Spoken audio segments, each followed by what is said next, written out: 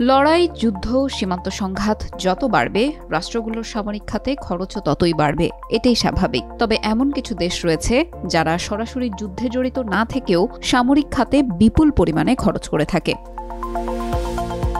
2.5 বছরেরও বেশি সময় ধরে যুদ্ধ চলছে ইউক্রেনে। উত্তপ্ত হয়ে উঠেছে মধ্যপ্রাচ্যের একটি বড় অংশ। গাজা, লেবানন এবং সিরিয়ায় একের পর এক ইসরায়েলি হামলায় নতুন করে সংঘাত দেখা দিয়েছে পুরো অঞ্চলে। আফ্রিকার বিভিন্ন দেশেও চলছে সংঘাত।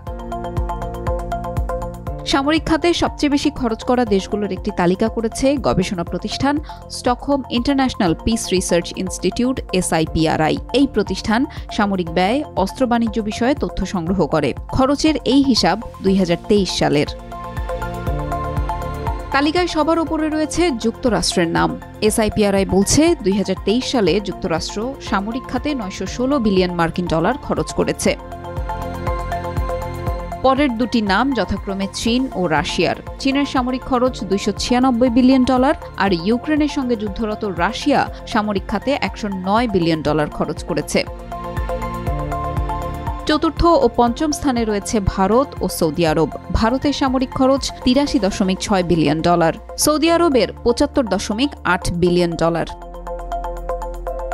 তালিকায় যুক্তরাজ্য ও জার্মানি রয়েছে যথাক্রমে ষষ্ঠ ও সপ্তম অবস্থানে।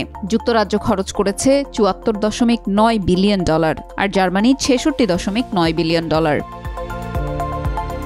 মস্কোর বিরুদ্ধে জোর লড়াই চালিয়ে যাচ্ছে ইউক্রেন। দেশটি 2023 সালে সামরিক খাতে $64.8 বিলিয়ন খরচ করেছে। নবম স্থানে থাকা ফ্রান্স করেছে $61.3 বিলিয়ন। আর শীর্ষ 10-এর সর্বশেষ নামটি হল জাপানের। দেশটির সামরিক খাতে $50.2 বিলিয়ন খরচ করেছে।